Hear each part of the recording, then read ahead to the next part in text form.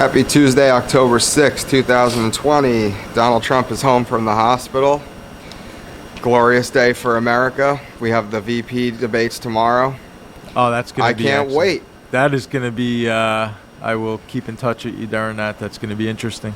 Yeah. He did like a victory lap, Trump, that has been getting a lot of flack. A lot of attention. Yeah, so we'll talk about that. I'll just rip through this day in history very quickly. It wasn't too many things. So this, very interesting, 1927, the first talkie debuted, and it was called The Jazz Singer, with Al Jolson singing and dancing in blackface. By 1930, silent movies were a thing of the past. So all early Hollywood, within 3 years, all the old actors and everything else that were not able to transition over to talkies were now kicked out. And you had the new wave of talkie movies coming in. So that was 1927 that The Jazz Singer debuted.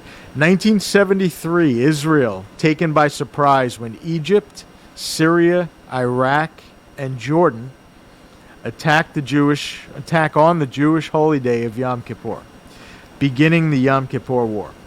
1981, Egyptian President Anwar El Sadat is assassinated in Cairo by Islamic fundamentalists. He is succeeded by Vice President Hosni Mubarak. 1995, astronomers discover 51 Pegasi, and it is the second star known to have a planet orbiting it. And finally, 2007, explorer and author Jason Lewis becomes the first person to complete a human-powered circumnavigation of the globe. And today's birthday is really only one that of any note. 1948, Gerry Adams is a famed Irish politician. He was an important person in North Ireland's peace process, and he's the president of Sinn Féin, Sinn Féin, which is the second most powerful political party in Ireland. And that is today's day in history. You know, speaking of Ireland, my friend showed me this really funny video that Conor McGregor did. Okay. Among many. He has this Champ Rosé. Okay. Have you seen this? No. He he made a commercial advertising this like elegant rosé wine. Okay. And it goes Champ Rosé. It's like so crazy.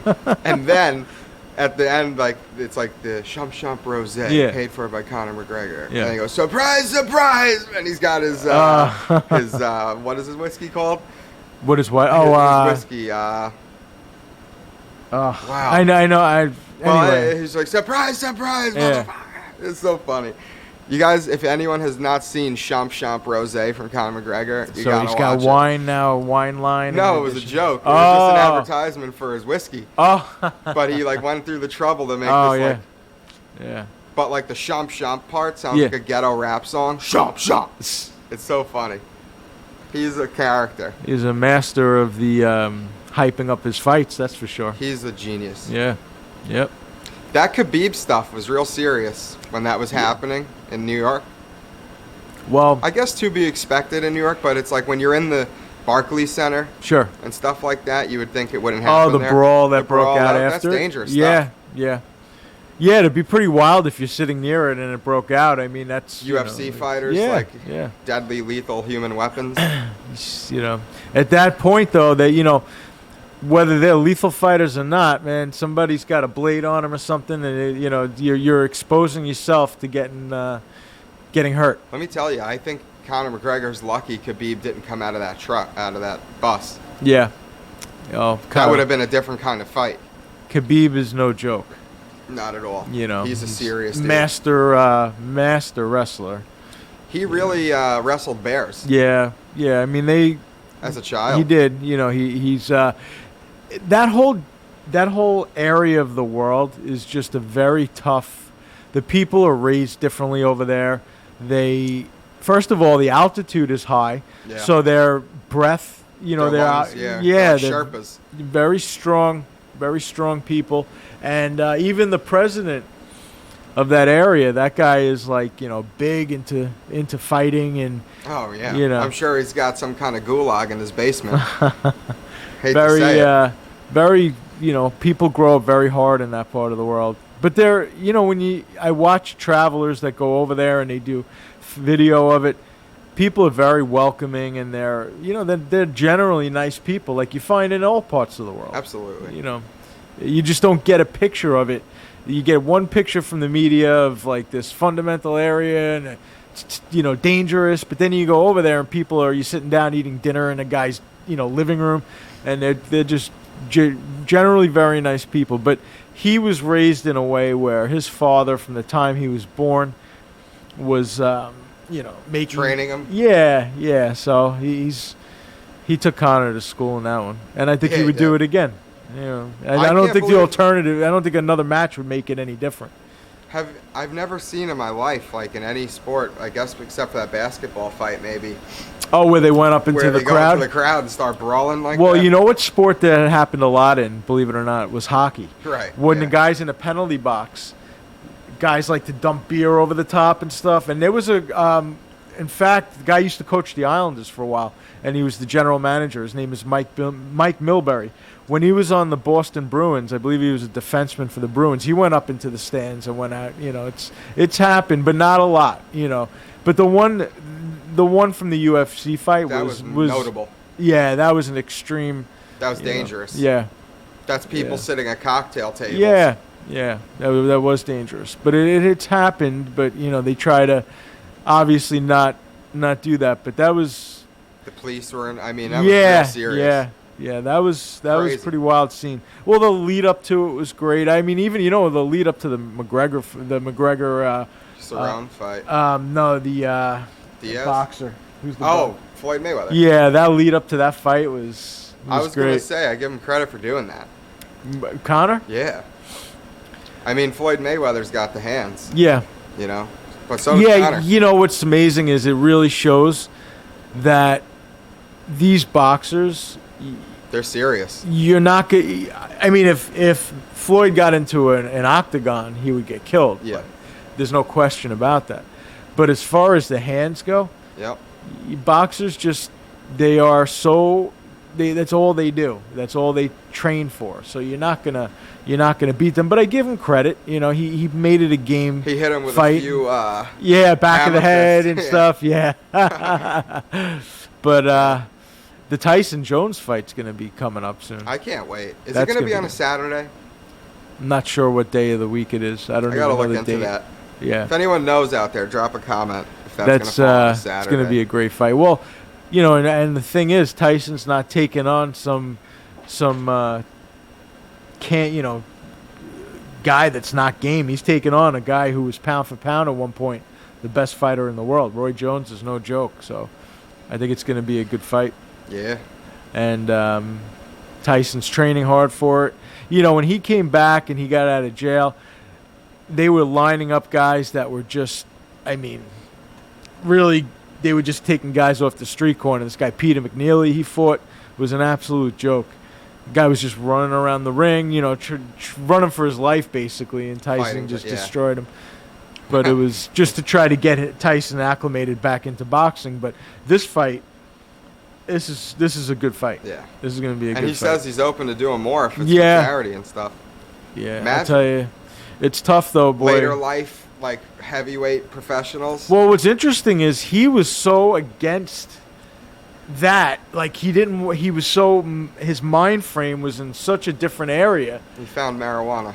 But because of the marijuana, he was away from fighting. He didn't want to. He was saying like, I don't like that person anymore. I don't identify with him. I watch him. I think it's for a good cause. It is. That's what's helping him. It is. Do it. But it's make no bones about it. He's making a lot of money from doing this fight. Yeah. Not just from the fight, but from the advertising and stuff. As he should. So, yeah, and without a doubt. He went from being broke. He went from being poor to rich to broke to rich. Yes.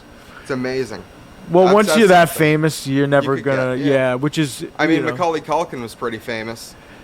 And he's still doing well, though. He just chooses not to... True. He could pick and choose what he does. He's actually on a good... I like that kid. Like, he turned out to be pretty level-headed. Do you remember Aaron Carter when I was like a little kid? That kid's a wackadoo. You know who he is? Yeah, I know who he is. I try to Yeah. tease your brother sometimes, and I'll sing like Aaron, and No, I forgot it that was was you, my right? generation. Okay, yeah, yeah. That kid, man, woof. A lot of problems. Oh, he's always looking to fight somebody, saying he's gonna Well, knock now people he out. he takes pictures of his Jimmy, and he like posts it on the internet. He's like into the porn world now. Oh my God. I think I saw that on I think Well, he's Ro- married to some chick. I think that was a porn star or something, or he's dating her. And Yeah, but so he that's terrible though. I mean, what is? just when you can't have. He was like 8 years old and was like a pop sensation. You know, it's just. And Was he that that's- popular? See, I don't remember because it Among wasn't my generation. kindergartners, Yeah, that's what I sure. mean. Yeah, like would If you had a girls kid, your your age? kid knew who Aaron. Would yes. girls your age, if he came around? Remember the little things that would play like 20 seconds of a song? Yeah. And they would have like the Backstreet Boys. Yes. All the girls had those little keychains. Gotcha. He was Would huge. girls your age, if he came around in concert, would they like, oh, Aaron Carter's coming around? Would they go see him, or was I he more would of a joke? definitely say yes. Wow. I mean, granted, I was probably only 7 Yeah. years old. But I remember being in like kindergarten, first grade. Yeah. And like it was the talk of the playground. Aaron That Carter. and Pokemon. Wow. Times were great back then. Aaron Carter. Yeah.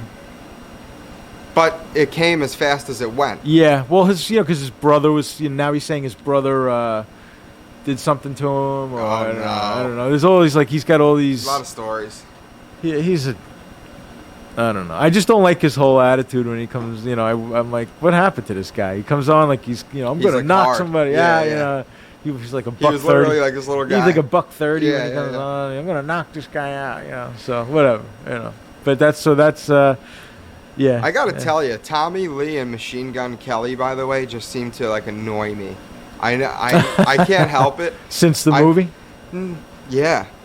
First of all, Machine Gun Kelly kind of annoys me a little bit. I don't like his. Yeah, I wouldn't know this clown if it wasn't Well, for now that. he's he- like got his guitar with him all the time.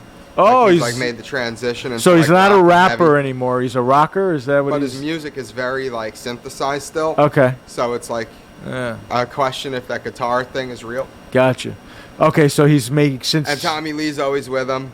Oh, the, And Tommy Lee acts like him. Ugh. And Machine Gun Kelly tries to act like how he, you know what I mean? And it's really like, it's a gimmick. I'd rather the Goblin from Necrogoblicon than Machine Gun Kelly.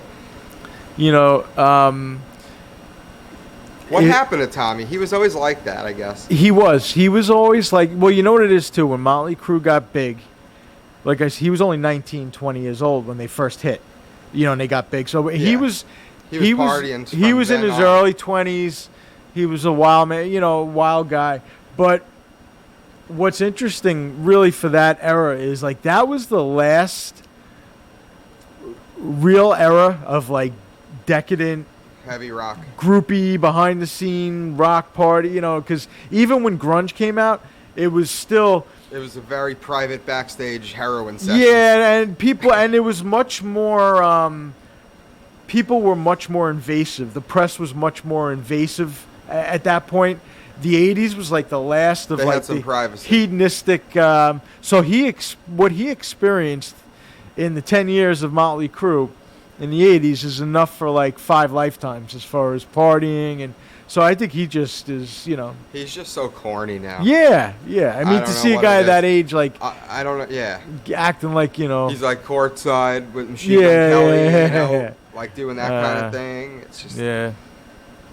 He was like right after Motley Crue, he got right into like the hip hop type because he's like, I'm a drummer. I like that type of music and that type of stuff. And I think he might have been like one of the first to really get in that game yeah, because he- Travis Barker did it Yeah, too. he just liked it. He liked that, and he was like right away. Travis it wasn't Barker like he plays waited. drums for for Machine Gun Kelly in this little thing. Oh, okay. Which I like Travis Barker. That's the Yeah. thing. He's a really nice guy.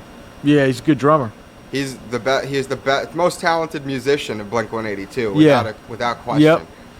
But he, I mean, that guy survived death like multiple times. I know, Like a yeah. plane crash, yeah, that was wild.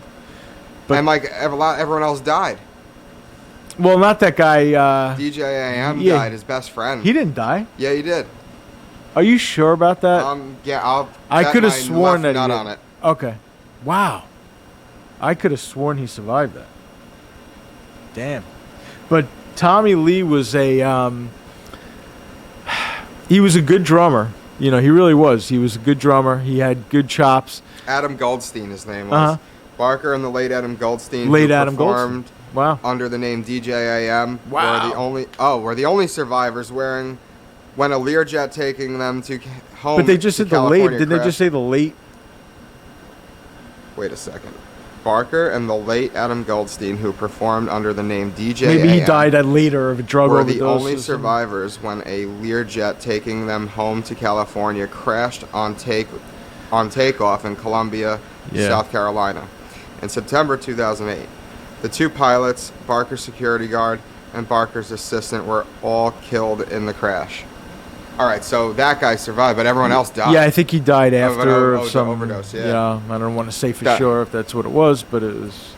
How crazy is that? Yeah, no, look. And he's out there. He had burns over like 90% of his body. I know. No question about it. Speaking of plane crashes, Celino and Barnes. You know the Celino and Barnes? One of the guys died in a plane crash in upstate New York. How long ago? Like 2 days ago. Wow. The bald one. Oh my God, the guy in the commercials? Yeah. Oh my goodness. It was like news. I couldn't believe it. I guess they must have law firms around the country. Wow. Jesus. Planes are sketchy. Well, it's fun. You know, the other day I was watching that they had like, I was going through the different videos and stuff, and all of a sudden they had a picture of like, it says like last flight or something, and it was like they're on the plane with Leonard Skinner when it went down and stuff, and they were talking about that. The movie about the rugby team? Yeah. Yeah, Alive or something. Was that's a crazy story. Yeah, that sure is. That was your grandfather. I think read that years ago. He used to tell me. He was telling me about that when I was a kid. I think it took place in '73 or something like that. That it happened. And where they were up in those mountains. Oh, forget it. Forget it. It's like hell on earth. Hard to comprehend. Yeah, it's hell on earth. God, you talk about humans stretched to the breaking point. Yeah. Those poor people, what they went through. You know what else is freaky? When they have those mine accidents where the guys are down. Oh, he's stuck under in the earth? Yeah. For like a month? Yeah, and what's even more amazing is that humans are able to go rescue them. Right. That's what I find amazing. Getting stuck down there is one thing, but having the ingenuity to go down and rescue. Like, do you remember that thing where the kids went swimming and the coach took them swimming? I don't remember what country it was in. But they went down. They were like these underwater caves or like something. Grottos. Yeah, and they were like these underwater caves, and like it was literally. They said it was like just wide enough for somebody to get their body flying flat through it. And the kids got stuck down there. But some guys went down and they risked their own lives and rescued.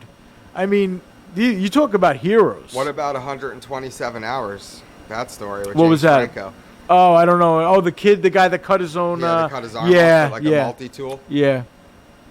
That's crazy too. I just find the people though that go down and rescue people in those predicaments. When you talk about heroes. Yeah.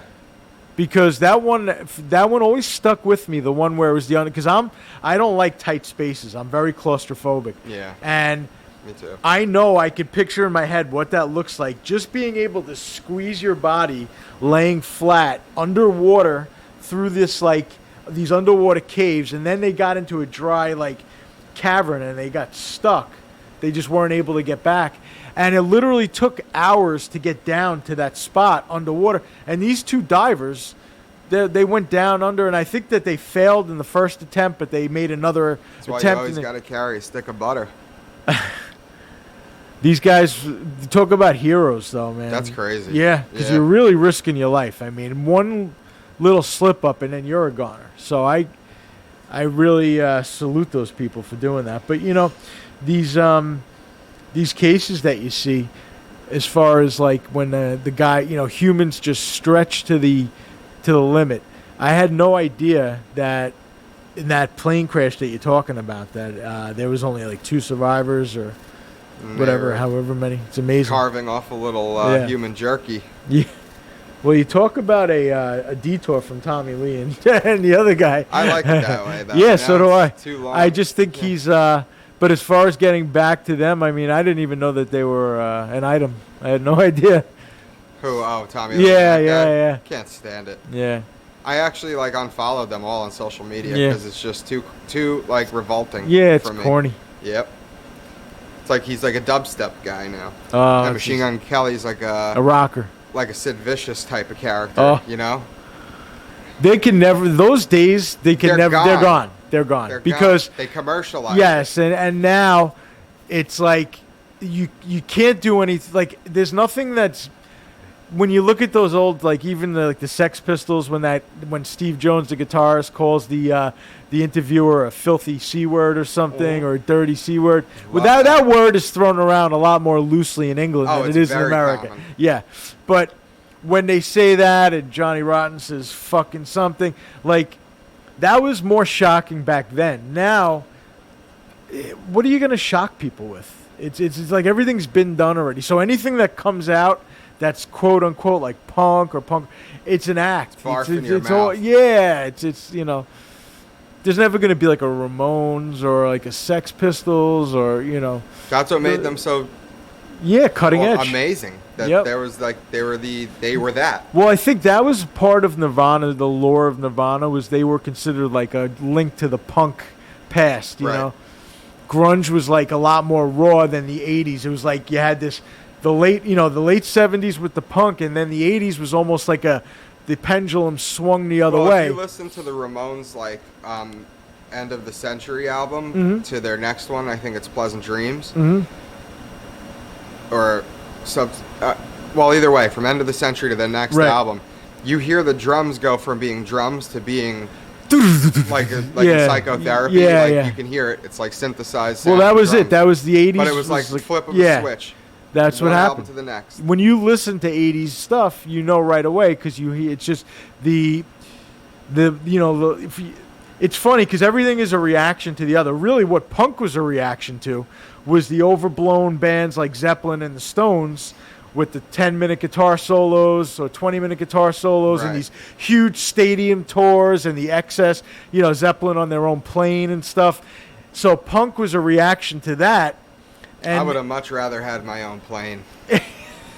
so then the reaction to the punk and the minimalist of punk was you had the 80s overproduction, new wave where guys would dress up and like the New Romantics from England, they would dress in like suits and it was like anything punk wasn't. And then the early 90s was a reaction but the to that. Ramones never changed their look. No, well AC/DC Never. is another band. AC/DC. There's Yep. some bands that never had to. Nope.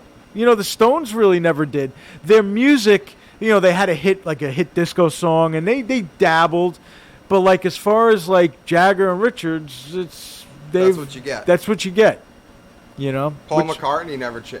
No, all those guys because they still dresses the same Yeah. as he did when he was young. I feel. Yeah, I do like the pictures though when he's at like the Led Zeppelin show with David Gilmour, I believe. Yeah. And Linda McCartney. And he's Yeah, got that stash yeah, and the late tie-dye 70s. Yeah, shirt. that was like the mid 70s. Oh yeah. 76, He was having a good 77. day that day. Yeah, yeah, that's his mid 70s Seeing get up. Led Zeppelin. You're Yeah. Paul McCartney looking Yeah. at Led Zeppelin. I mean, Yeah. come on. Well, they all used to. It was funny. Like I read a lot of those books from the different bands back then, and Steven Tyler was saying like from Aerosmith, he was a huge Beatle fan. So when McCartney came around with Wings in the '70s, he went backstage to meet him with his girlfriend, and his girlfriend and Linda had this thing where they would literally start wrestling when they like friendly wrestling. So weird. Yeah, he's like they would see each other and they had like nicknames for each other, and they would smoke one and hang out, and then they would just start like play fighting. Yeah. That's good. Yeah, it was like weird, but it was just like, they was talking about like when Wings came to Los Angeles. Yeah, Elton John was hanging out backstage and It was probably Ringo and Yeah. just, when all these guys were at the peak of fame, Wow. That's The 70s really were the time that I wish I was like. Speaking of McCartney, can you imagine being famous from the time you're 21 living in now he's in his late 70s. I almost regard him as though he's like part of the royal family. Yeah, it's like how It's pretty wild. he only lived like 20. Really, he was famous in England by the time he was 19. Right. So he didn't even become a full man before he was famous, and like he didn't die young. Like he's in That's his why 70s. I think it's so important to maintain a private life. Yeah, yeah. Because I think he really did a good job at And doing how that, the hell you know? do you just maintain fame. Like you see so many people that get famous and then they just crash and burn. There's never been a time, there was like a little kickback to him, like right after the Beatles, where, or when Lennon was killed, where Lennon was the genius of the Beatles, and this, because just like when Cobain died, like nobody really talked about Grohl or anybody. It was all about, but he's always been famous. Like he never really had any dips in his fame. It's just incredible to maintain it for 50 years. Yeah. Half a century, you're like one of the most famous people in the world. Yeah. I couldn't imagine. Couldn't imagine it. Ringo too. Yeah, all those guys. Everybody knows Ringo. Mick Jagger, all those guys, Elvis died in 77, but Elvis would have been another, all those guys from the old days. But through it all, the Kinks are the true heroes. The Kinks. They are a great band. That's one of my favorite bands from those days. I love them. They wrote some tunes, man. Yeah, they were good. Look, all those bands from the British invasion. I don't know. Anybody that's like, oh, I don't like that stuff. I don't know how you couldn't. They just all wrote so many great songs.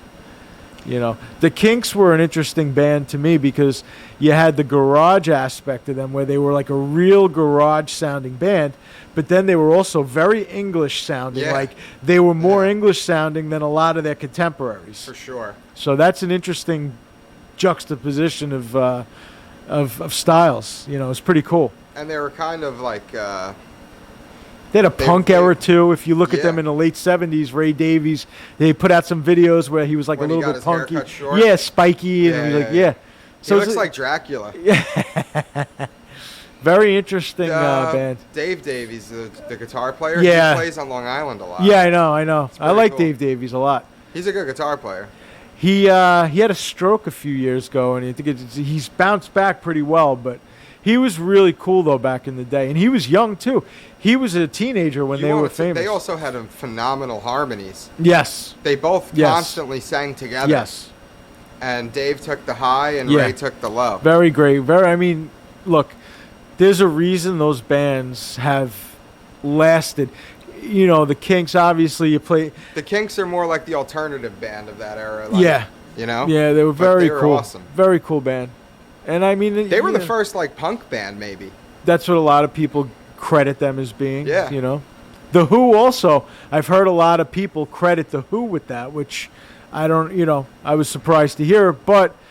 The Who, out of all of them, I think sits lowest on my totem pole. Yeah, see, I used to feel that way, and then I really started to dig into their catalog, not the stuff on the radio, and I was like, wow, I put Quadrophenia on again, and I listened cover to cover, Tommy cover to cover, Who's Next, some of their more famous albums, and I'm like, holy shit, man, these guys were fucking good. And the thing with the Who was that out of all those bands live, they were probably the best live band out of them. Yeah. There's a CD Live at Leeds, and it's a famous, live concert from them. It's holy cow, man. And my friend who was very into music, and I used to take a lot of his taste and, let me try different bands and stuff, and he always told me with The Who, he goes, you'll never hear a better live band than The Who. And they really were so full for just the four guys. And they were all virtuosos, man. It's true. John Entwistle on bass, Pete Townsend, and then Keith Moon. It's and Daltrey was a great. It's man, they were all good. But I don't like their stuff on the radio. No, it just doesn't. It's just got this quality. Yeah, it's almost stereotypical 60s, 70s, arena rock. But when I listen to their catalog, because I do like Pinball Wizard though. Yeah, well, that's one of their crazy songs. Yeah, but if you listen to their stuff, that's they have so many great songs that I see why I give them all the credit, and they've moved up as far as how I feel about those bands. They're a sick band, man. They have so many good songs, just song after song. It's amazing though that John Bonham today, still in the mainstream, gets credited as being the greatest drummer of all time. To this day. Yes, he does. He owes a lot of his sound to his buddy Page. Page really hooked him up. Yes, literally. He did. Bonham deserves all the accolades, no question. But Page doesn't get the due he deserves as a producer. He's like a wizard. Those Zeppelin songs jump out of the speakers still to this day. There's really I don't think there's any kind of band ever since then that you're right, like that recorded like that. Right. Like it's He like created that panoramic. Yes. As if you're like in a concert hall hearing it. Yeah. It's pretty crazy. What's cool about them is like when you listen to their like a song like Bring It On Home, and in the beginning like the bluesy slow part, he captured that essence of like American blues perfectly. He did. Even the crackle and stuff in the back. You would never know it wasn't from 100 years ago. Yeah, I always found that with the Zeppelin songs that they really nailed it. Like I know their early stuff, yes, they definitely took a lot and they copied a lot. But their latest stuff and their mid stuff, that was all them. Like the Eastern influence, like a song like Kashmir, that was Zeppelin to the hilt, you know? That song Kashmir always reminded me of like James Bond. I don't know why. Like that's one of the best riffs of all time. Yeah, it's just classic It's riff. a crazy song. It's just that it's been played so much. But I still respect it. Yeah. It's still like a... when I was in high school, they mounted this comeback because, you know, throughout the 80s, you know, they were popular, but 80s rock, there was so many great bands that, you know, but then all of a sudden, 1990, they released like the first box set, and people went nuts. Oh my God. It was like they had this resurgence again. So they were very popular when I was in high school, and they were, but the songs, like when you put on a song, like even the stuff that's so played out, but like if you throw a Zeppelin album on, it just like, boom, it hits you comes right out of the speakers, man.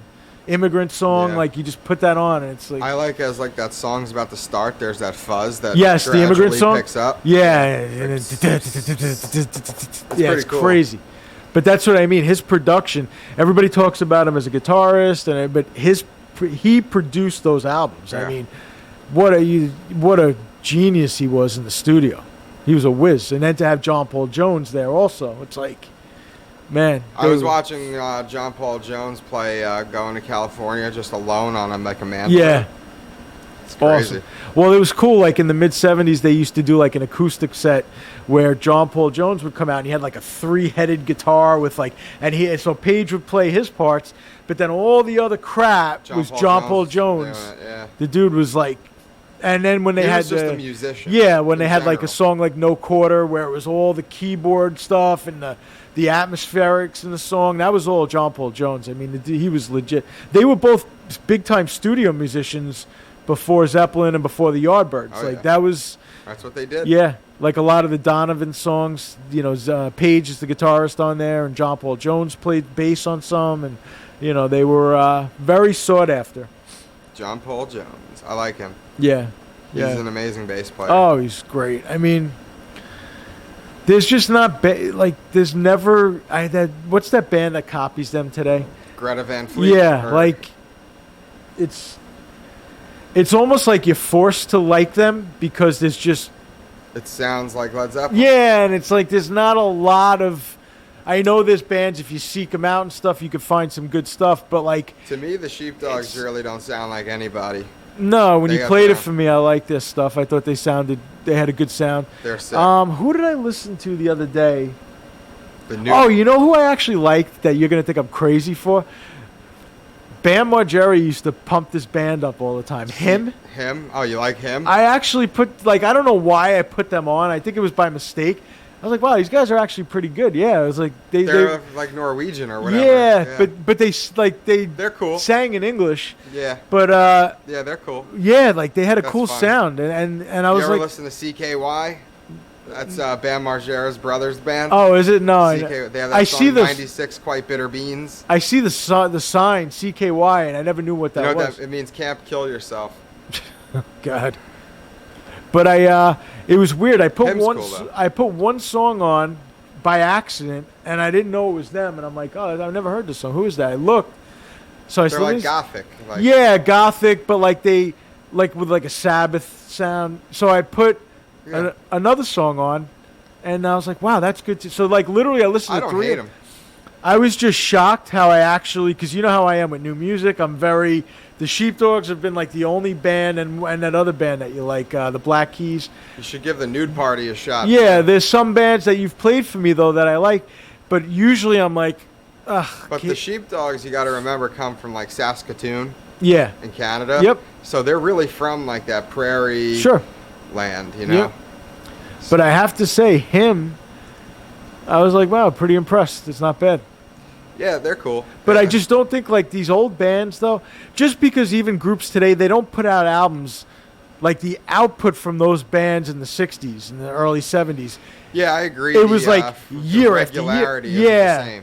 You know, to put out like Like the Black Keys haven't released an album since like it's been 2 years now. yeah, but that's Going what on you 2 know. years. But like you look at Zeppelin and they have like this Zeppelin 1, 2, 3, and 4. They put those albums out between 69 and 71. And if they retired after those 4 albums, they'd still be one of the best If bands. you were like a big band right now, like why would you even like release an album if you can't go on tour? You don't right. I mean, it's times have changed in general. Plus, albums aren't really sought after like they used to Oh, be. they are.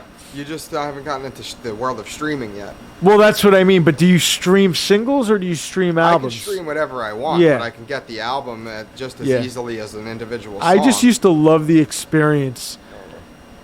It's like this is a crazy comparison, but there was a guy that used to work for me.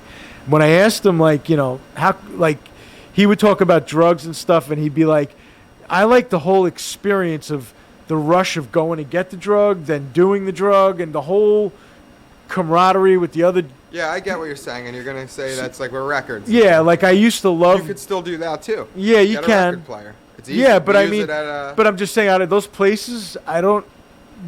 They used to be like 3 or 4 in the area. Now there's like you're one. cheating yourself because you're so technologically impaired. Yeah, And but I have to say, but I like because it, you can though. go on Amazon, Yeah. and get any record vinyl Right. that you want sent to your door, I and get the it. record. But I player. used to like to go into the record store. I used to like the smell of the Cheapos albums. exists. Yeah, I know, but when they go, it's like, you know, they.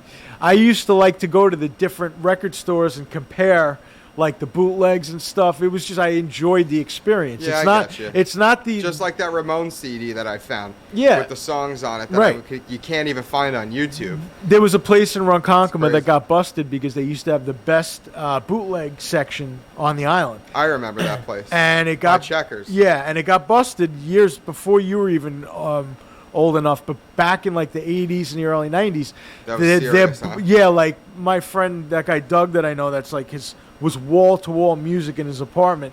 He'd be like, forget cheapos, go to the one in Ronkonkoma, and they're like the bootlegs. They had the stuff that nobody else. They had like what you could get online today with like every single show. Everything, right. They had everything, but they got busted That's for cool. it. Yeah. So, but I just liked that. I liked going there and seeing, like, catching like an album that, wow, you can't find this thing, like what you found with the Ramones.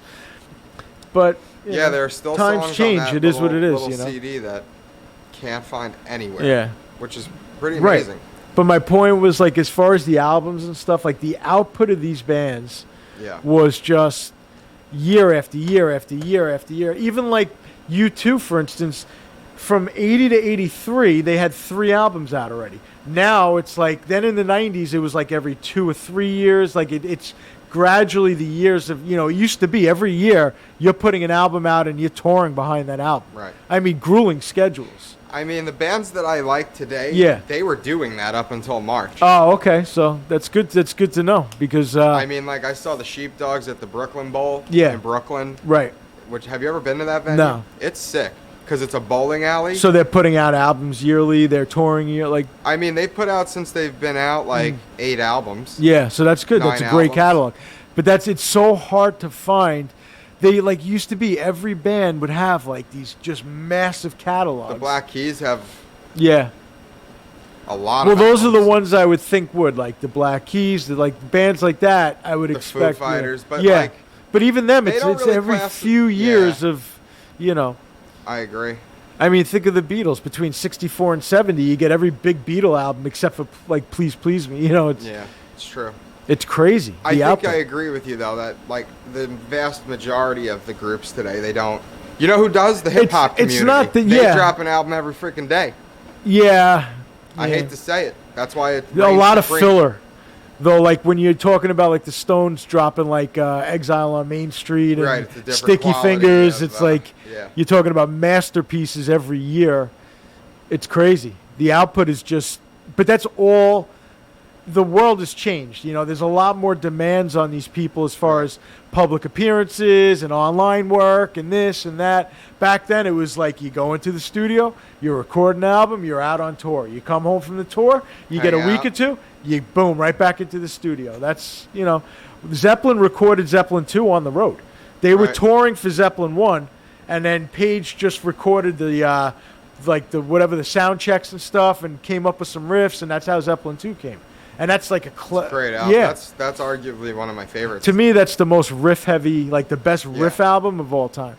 And the Lemon song, that's Joey Diaz's favorite. Yeah, I mean, it's just every song on there has got that quintessential like Zeppelin, early Zeppelin. Yeah, roll. like I go to Zeppelin 2 for that. That's like where it's at. I love like Physical Graffiti for the later Zeppelin, and you know, but the early Zeppelin to me is you got to go Zeppelin 2. It's just got everything on it. I really love like a lot of different music though. Yeah, I'll tell you, like modern country, I can't get into. No, I like the old country. It's different. Love older country music. Well, older country is one of the It's kind of like rock and roll. That's what I mean. Yeah. Like rock came from the blues, and from country, right. you know. Yeah. So Jazz, it's great. Yeah. All of it. But you're right, like modern country, just it like sucks. Like they can't make it sound. Just Why like I don't like modern hip hip hop. I like early rap. You know how every rapper sounds the same? Right. Modern country singers sound exactly the same. It's so strange. I don't get it. I mean, I don't get the draw to these bands and like the country. To me, that's an industry that really is just. See, to me, like the Sheepdogs are more like old school country, right? Than a rock, because like they have songs you'd be like, holy crap, like that's amazing. Yeah, country really went commercial. I mean, it just went. Dolly Parton. I mean, like, but Dolly Parton was awesome. You know, like she's 100 years old now, so she's just gonna go. But back in the day, she was great. Awesome. Yeah. And like, but she was like one of the first to commercialize country music. I think Johnny Cash, really not so much, but he was a legacy. Cash really bridged the gap too with rock and country. You know, him, Elvis, like those four. You know, Cash had a lot of gospel albums too. Yeah, which is kind of cool. Yep. Like classic hymns and stuff. Music was just, you know, due to the technology and everything back then. Also, it was just different. Now it's like they've got it down.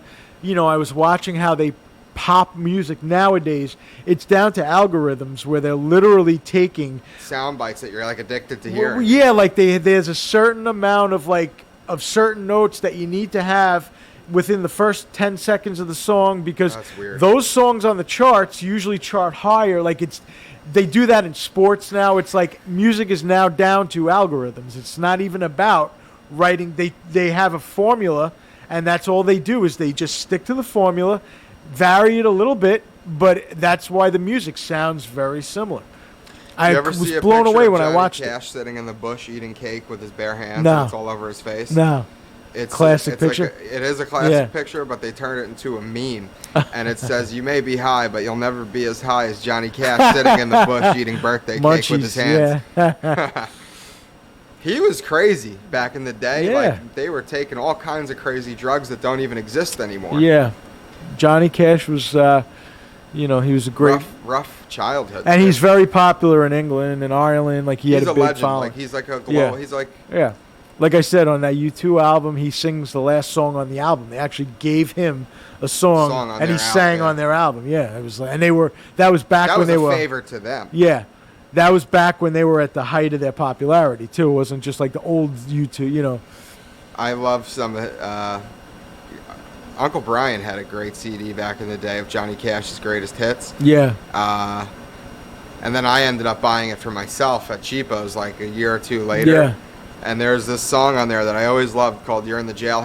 He's in the jailhouse now. And Grandpa used to say, "You know what they really want to say?" Not Grandpa, Grandpa Tommy. Yeah. He really wants to say he's in the shit house now. And I think he's actually right. Probably right. They just, they didn't. They had to say the jailhouse. Yeah. Very interesting. Yeah. The old Hank Williams and all that stuff, like you can't beat it when you listen to like Willie Nelson and Johnny Cash, the Highwayman, Waylon Jennings, any of those guys. Yeah. They really sound like you're like in the high desert or like in like Texas or something. To me, You know, that's like, what country music is. Right, like this The stuff drifter on the music. radio is like I can't hear it. It's- my tractor and like all that crap. I hate it. it's like it sounds almost like commercial or like They follow that same algorithm. yeah, for country music. For country music. You know, yeah. it sounds like when they put those songs like Hank Williams Jr. had a song for Monday Night Football. He did like the theme song for Monday Night Football, and it was very commercialized, like Yeah. rah rah country. That's what every song that comes out in country music sounds like. To me. Yeah. It's just like sounds like a commercial jingle. I can't take it. So I mean, They were a different breed, those guys. yeah. There's totally the world was just different. I mean, that's even before rock, you know, like that is like the That's the 50s, real the deal. 40s. Yeah. Yeah. That's the real. Real gritty, you know. About oh, heartache and trouble and Yeah. the Dust Bowl. And it comes right out of the album. You know, it's a much more intimate sound. It's just I would take that over today's it's not I don't even want to call it country nowadays because it's really just It's kind of just like shit. yeah, it's I hate to say it. yeah. That's why I'm appreciative that Donald Trump uses the YMCA as his like exit song. Yeah. At least it's not like I know. he had a couple country tunes, and these country guys can't get enough of writing songs for this. oh, guy. forget it. You know that. Forget Which it. kind of annoys me. Like Yeah. I wish that there was the Rolling Stones would give him a song. Yeah, I know, like I come know. on, I know. Jesus. Well, I remember like when Ronald Reagan took "Born in the USA." Yeah, Bruce Springsteen wasn't happy Yeah, about that. and Reagan, But that's yeah. a dumb song for him to take because it's not even. But it just positive shows song. he was like out of touch with like rock. He Yeah. didn't, like Yeah. he was 70 years old when he was president. You know, he was old, and that's how old these guys are. But like, It's amazing to me Yeah. that Jimmy Carter's alive. I am amazed he's still alive. It's I mean, crazy. he's- Like people don't think about Yeah. that. Yeah, he's like He's the, like 90. over, Or over, like Yeah. 96. Yeah, yep, He was president before Reagan, right? yeah. He Right. lost to Reagan in '80.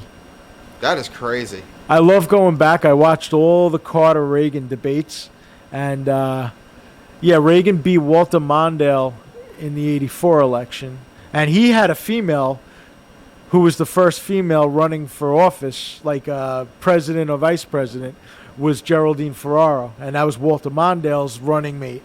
But Reagan slaughtered him. I mean, Every so Slaughtered often him. there's a conservative that comes around who, He- like Wu-Tang Clan. ain't he's. nothing to- I you know remember what? when I was in. That's what Donald Trump Tom, was. you know what's crazy is that I was in third grade or fourth grade, and they had us do a mock vote, and for some reason I liked Mondale, and this was before I even knew politics, so I voted for Mondale in like the You didn't mock even know what vote. was going on. I yeah. had no idea. I just was like, I like him. He looks like he's a nice He's a good guy. Like Beetlejuice. He I was pays all I the was bills. 9 years old. Yeah. You know, I didn't know anything. So I voted for Mondale, and Mondale lost in the class elections. It was like 97% to 3%. Me and this other girl voted for Mondale, and that was it. That's Like the end of that. he got slaughtered, and he got Tyranny of the slaughtered. majority. He got slaughtered in the elections too. But I watched the Carter Reagan debates a lot because just to see like politics back then and compare it, and The just totally decorum different is world. gone. Totally different world. There's a song I'm going to recommend today from the Sheepdogs called Okay. Learn and Burn.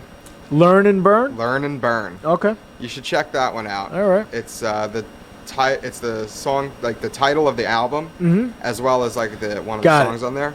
Got it. They All really right. speak on like all that kind of stuff, like the decorum of I'll check it out. things of the past being gone. It's good. And everyone out there, if you want to hear a good tune, check I will that second out. that. I've listened to the band when Thomas played it for me, and I do like them. So They're like one of the last great.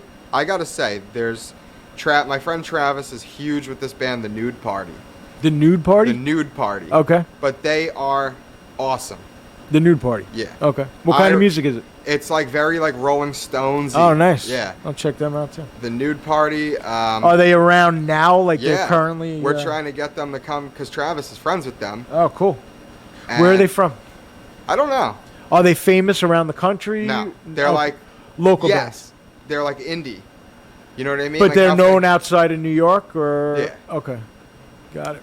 But at the farm that he lives at, they normally do a solstice party. Okay. And it's a big deal. Yeah. So Let me ask you, if they played, could they get 1,000 people at a show? Are they that big, or okay? definitely. So, got it. Cool. But the Nude Party, the Sheepdogs, the Black Keys, although the Black Keys like kind of really did the flip. They did that. They got into that commercial rock. But early Black Keys is something different. Yeah, they've been around a while, so yeah, you know. It was just the two of them at first. Kind of like the White Stripes, you know. They always had that. Oh well, how many guys are in the band now? Well, it's still just the two of them who write the music and record it. I guess they probably have studio musicians. But they're a two-piece. But they are supported now by like a that band. The regular band that they always have, and other. But are they considered like band members, or is it still a two-piece? It's different people every out. Oh, okay. Dan Auerbach's like and Patrick Carney. So then they're really a two-piece. It's two-piece, but they're not on stage just a two. Like, yeah, of course. That's what made Dan Auerbach such a great guitarist. Yeah, is he took these overdrives and fuzz boxes and all these big amps. Like people don't do that anymore. Remember we were talking about like the dog with the little amp and the. Yep. Well, that was why I always liked Zeppelin. He got such a big sound out of the guitar, you know, and that's what made it possible. That's what Zeppelin was great for, big sound. Pete Townsend, when you listen to Live Who, he really did a lot too with the guitars. The only guitarist on stage. I mean, it's interesting. Yeah, The Edge. The Edge is another one. That's to me like a modern example.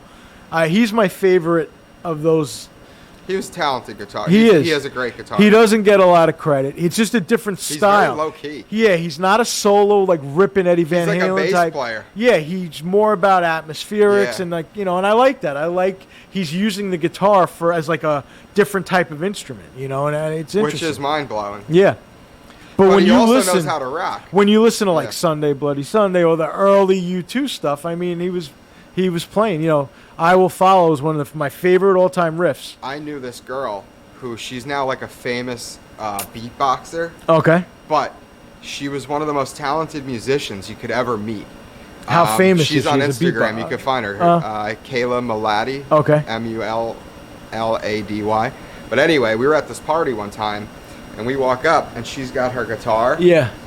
And like a keyboard, and like a drum set, and like this pedal so she can overdub her guitar parts. Mm-hmm. And she was doing it all, and then she created a beat. It was sick. Wow. And then she started freestyle rapping over it. Wow. The whole place was like blown away. It was insane. Well, that's the problem. A lot of these people that just... Now she's like a world famous beatboxer. That's crazy. Like she's in like Rolling Stone. It's insane. Smithtown kid. Wow. Yeah. There's a lot of talented people out there that just never get discovered. I mean, it's, Fred Armisen, the comedian. Yeah, he's pretty I talented. I know. He's a dingus, but he's talented. He is. Very talented. And he tries. So is there's a guy on the Howard Stern show, fuck's his name?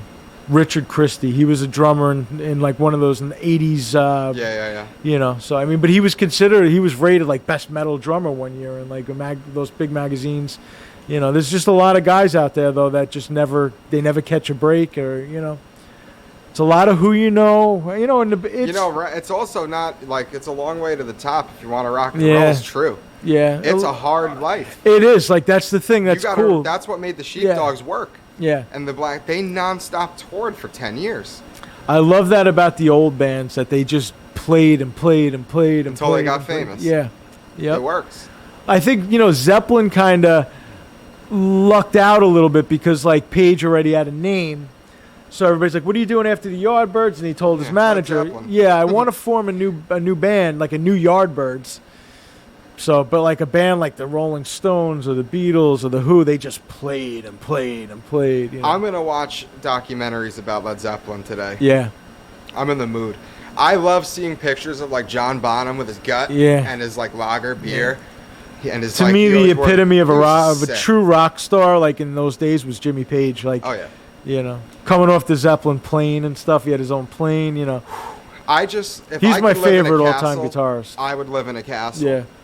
And I think that's what I loved about the Beatles. Yep. That's what I loved about the Led Zeppelin. Yep. And the Rolling Stones, for that matter. Mm-hmm. Like, they all chose these, like, ridiculous places to live. Like, you look George at, like, Harrison's Drake's house is it amazing. looks like every other billionaire's house. Yeah. You know what I mean?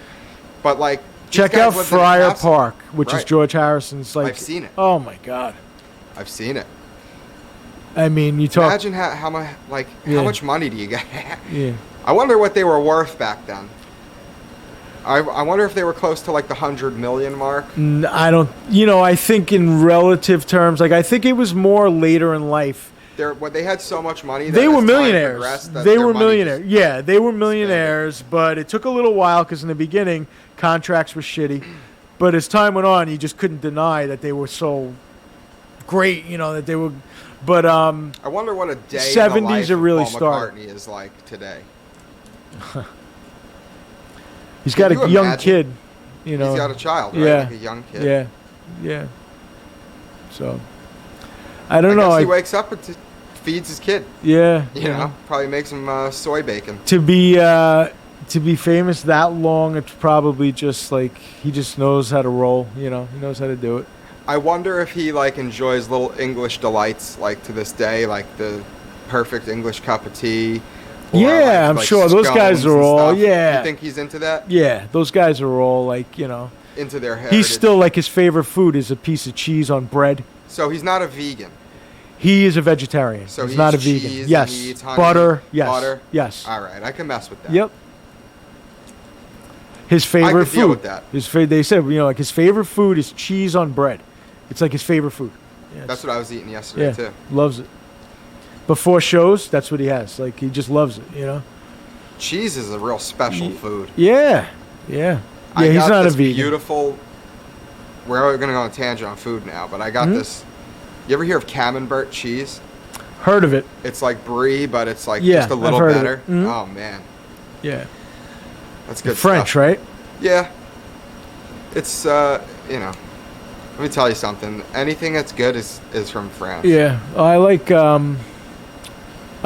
love cheddar. Spain. I love Swiss. I love. It's But all good. You ever try the Boar's Head, like 1,000-day aged cheddar? No.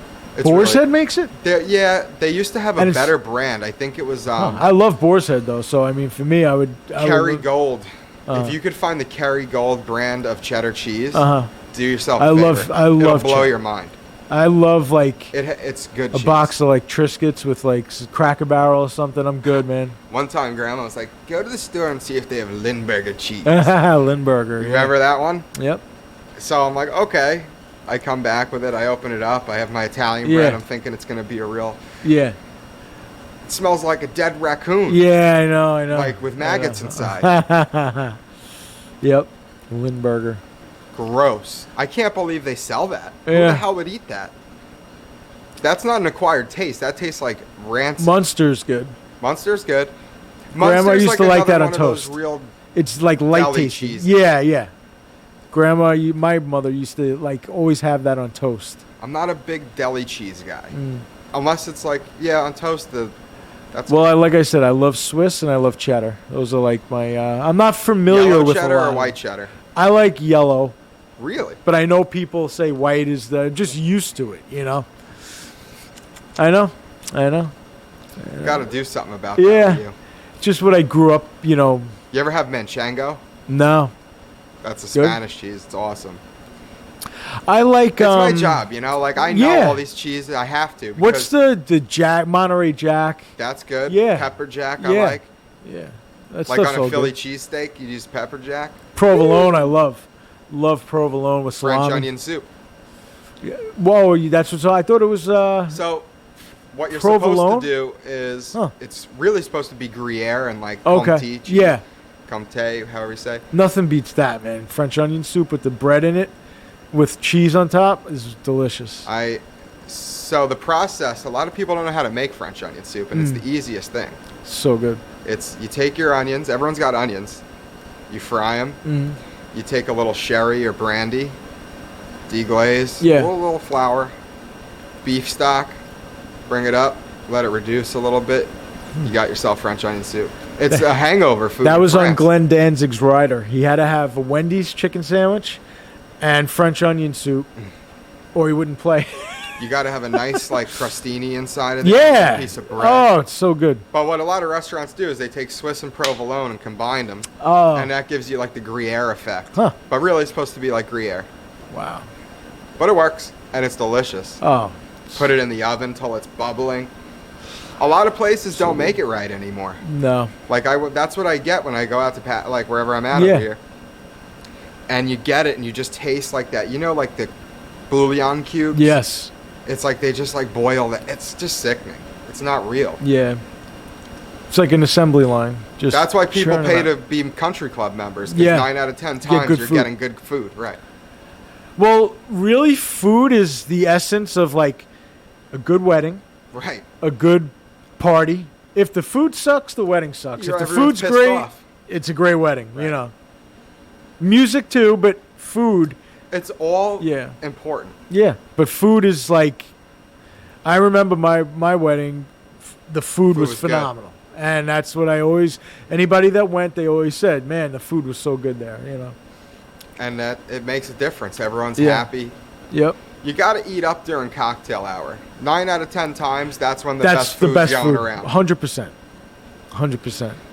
Because the main courses, although I can't say for me and Chef Dominic, Yeah. because we do really sick main. We do the pork ossobuco standing Oh, up wow. with the bone this high. We have Mm. 11 different courses you can choose from. Wow. 11 different options. Usually it's just For three. a wedding? For a wedding and for whatever. If you Wow. want to have a party, Give me we a can rundown. What would, because usually it's like either beef, Braised- fish, or chicken. braised lamb shank, Okay. the pork ossobuco, filet mignon, seared sea bass on a beet risotto with beurre blanc sauce. We do the chicken rollatini, Mm-hmm. which you had at your wedding. I remember Yep. it. But we do it really good.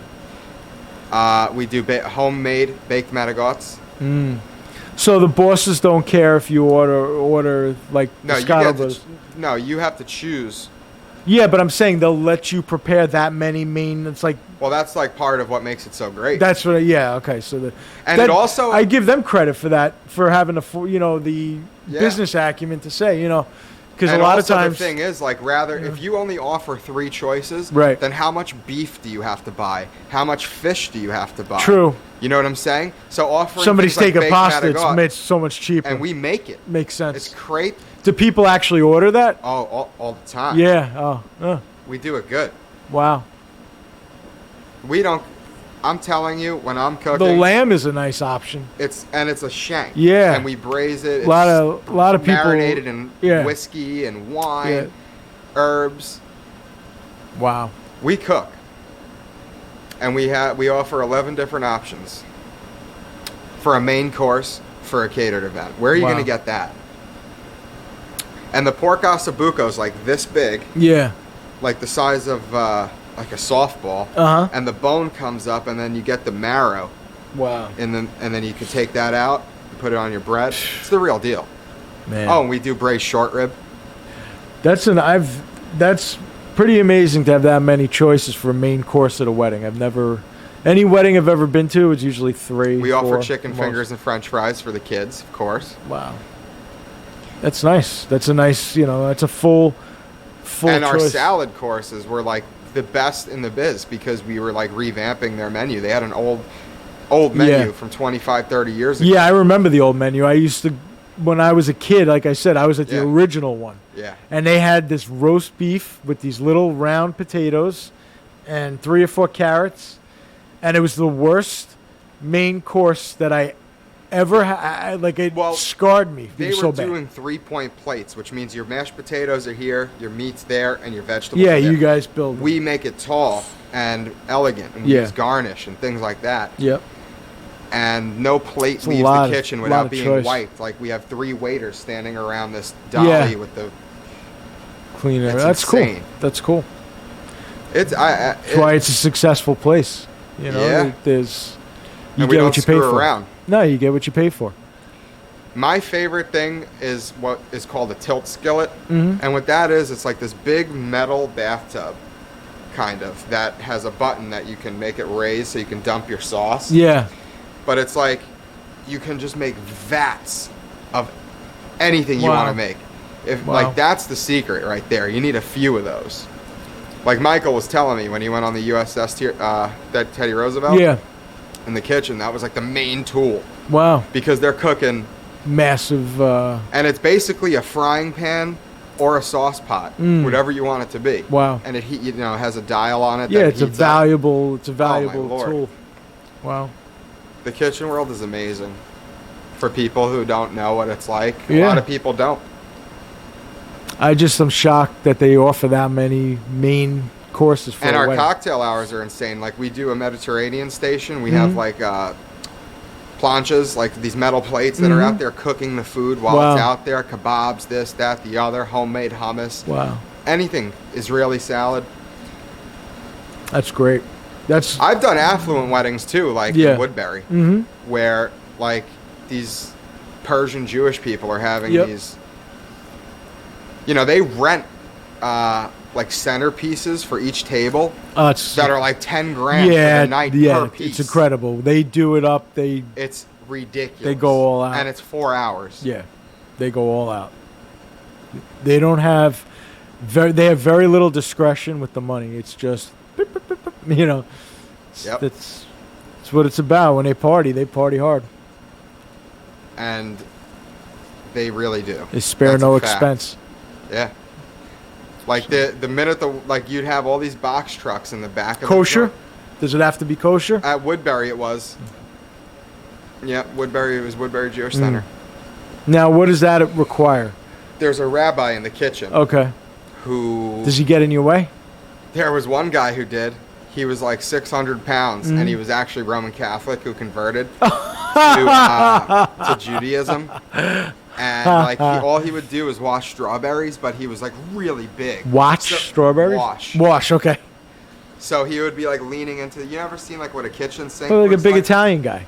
Yeah, kinda. Dom DeLuise or something. That's you know. And like he'd wash these strawberries, Yeah. and like there was like this room like to squeeze through. And Now he he's like, had the rabbi outfit on, the He suit, wears white shirt. what's that called? The yarmulke. He would Yeah. wear the yarmulke. Okay, he had a He would yarmulke. have his little tassels hanging out the Yeah, side. yeah, dark pants, white shirt probably. Yep, Yeah. exactly. Yep.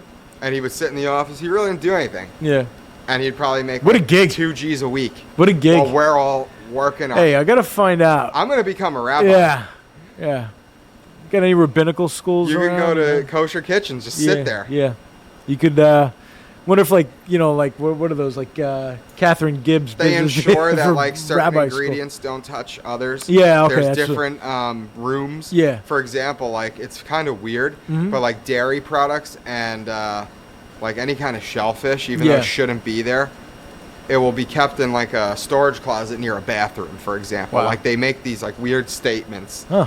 Yeah, you know, that was a valuable experience though. Is the working there. food it's good quality? It's great, but if Like what's like you can't have milk. Okay.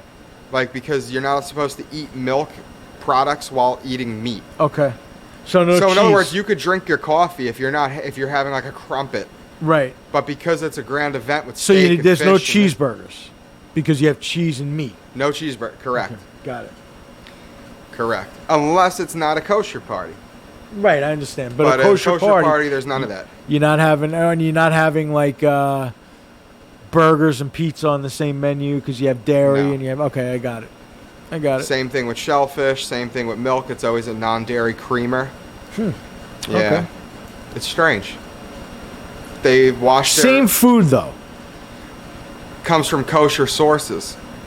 Now, See- the thing with kosher is like, okay, so if you get like a Chateaubriand or like Yeah. a filet mignon Yeah. at a kosher place, we called that, they don't age meat.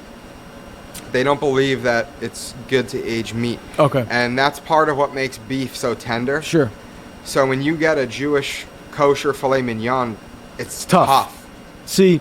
And they remember I- also don't eat meat from the hind quarters Wow. of an animal. Wow. So you're eating all the tough front wow. parts, like so you get the front of the My fillet. grandmother used to make brisket. Well, that must have been delicious if she made it right. See, it was like I used to invite. Tender, sliced, gravy. But is that a Jewish? Oh God, is it? It is. So it's from the front. During when I was working at the Hamlet in Columbia, Why is it not tough then? If it's because from the it's front. braised. Okay. In other words, it means it's like cooked in liquid. I until used to it's- invite. There was always these when I lived in Queens. There were always these old people that sat around. brisket's like a corned beef. Yeah, they would sit around on the benches, and I would always go around. So, you know, my grandmother's making brisket. Do you guys want to come over? So all the old people used to Yeah. laugh. But Like during Passover, yeah, and like Seder, like for like all these Seder Yeah. plates and stuff, we were doing insane amounts of brisket. It's just the beef cooked in beef broth. Remember I told you I was very, it's almost like I wouldn't eat Chinese food when I was younger because Right. of I didn't like Chinese. Not that I didn't like Chinese people. I was like scared of them as a little kid. I thought they were weird or whatever. I wouldn't eat kosher food. I still literally just started about a year or so ago after I watched a guy go to Israel and watched like him eat these really good foods. I'm like, oh, this stuff isn't so bad. I don't know where it was that I had gotten a bad Israeli experience. food is It's different. amazing. Though. It's the Eastern European Yiddish food. That's weird. Yeah, Gefilte fish. Yes. Like the Right. was it Ashkenazi Yeah, Jewish yes, yes. people? Yes. That was It's odd. what developed my. They do like carrot zisman. Yes. Carrot zimis, I mean. So yes, It's Yes, literally yes, yes. I've made it all. when I used to go to my aunt's. Harrisette with the apples Right. and the walnuts. When and I the used to wine. go to my aunt's house, they would have that carrot zimis, gefilte fish, and when Not I for was me. really little, I would eat gefilte fish by the jar. I thought it was so good. carrot zimis. As is, I got older, oh, you couldn't pay me to go near it now. It's carrots, like you saute Yeah. a little bit, and you make Prunes. tea. It's There's prunes. and then it's like Beef of some sort. Sometimes She had beef in there, I think. Well, I did like the vegetarian recipe, Okay. just because it was a side. Yeah. But it's tea. Tea? It's tea and sugar that's Yeah. used to reduce down Yeah, the yeah. carrots so they soften yeah. rather than water. Yeah, I remember pretty cool. that used to be on the table. It's different. And I remember my father was like, because, he's Italian. So he was like, That's yeah. me and my brother, we didn't know any better, like, yet. But you know what, though? I could go to a Jewish grandmother's house and now, with Yeah. what I've learned, Sure. cook her a brisket that would Right. knock her on her You ass. can't be going to a Jewish delicatessen for a sandwich either. That You place get like Ben's pastrami, not or Zan's yeah, now. yeah, That place makes a fortune. yeah. It's packed always. I know. Like the pastrami sandwich, Yeah, the yeah, pastrami yeah. club with that spicy mustard. That stuff's crazy. Right. But that's different. yeah. Their hot Their dogs hot are dogs are good. crazy, their fries, knishes are their crazy. fries are great. They have some good stuff. yeah, yeah. But then there's that gefilte fish sect of things. That's the where point. I'm Like I like said, not see, into that it. was the thing. When I was a kid, it was like you sat down. The chicken soup was good, but then that gefilte fish came out, and Keep it- that stuff away from me, man. yeah. When I was really young, and my brother loved it, we would like, oh, it's I'd good. have to make whitefish salad. Yeah. Ugh. But as I got older, my stomach would like, I couldn't even. I would get sick. But those recipes, what's amazing about them is they go back to Mm. Yes. a hard time. Yeah, And that is- my aunt. This went back in my mother's side of the family for years. Yep. So So I have a lot of respect Yeah. for it. It's Yeah. heritage. Yep. And that's why I love food. yeah. Is like the But anthropology. like I said, you just can't beat a nice corned beef pastrami from a Jewish. pastrami, man. Yeah, God, with some of those, and they make those beautiful French fries. that's what the fries are great. You know why? They fry them in duck fat, Oh, they're so good. or they fry them in So what's it called? good. Schmaltz. Oh. You know what schmaltz is? No. Chicken fat. Huge in Jewish cuisine. So good, man. The hot dogs are so good from there. yeah. Oh, now I'm starving. It's like I do this and then I I'd get eat starving. I could eat the crap Yeah. out of pastrami sandwich Yeah, right now. yeah. I just had a craving for a hot dog and fries, or 2 hot dogs from a I'd Jewish smash deli. it. God. That's living. Yeah, That's like as good as pizza, you know, like that, and a New York bagel, pizza, that's Jewish good sandwiches. Jewish food. That's Right. good Jewish food, or a good bagel. You Right. know, that's good. But again, I don't care what anyone says. Montreal's the place for the bagels. Really, I don't know. Never had them from there. One Wha- day we'll have to go. they're the same type. No, they're better. No, but are they shaped like everything? There's like a bigger hole. Okay. In the, like a New York bagel's like the Yeah, swollen, yeah, dense yes. brick. Yeah. Where a Montreal bagel's like still a circle with Yeah. a hole in it, but it's more crispy crust Huh. and light, airy, and Cream cheese and butter, Oh. same deal. lox. Jewish population, I guess, up there Big is what Jewish makes it. Yeah. population. Yep. And there's only like 2 places to get them. Wow. And it's like artisanal. Like I told you, they have that 40-foot deep stove Yeah. and it's cooked on the wood Oh. planks.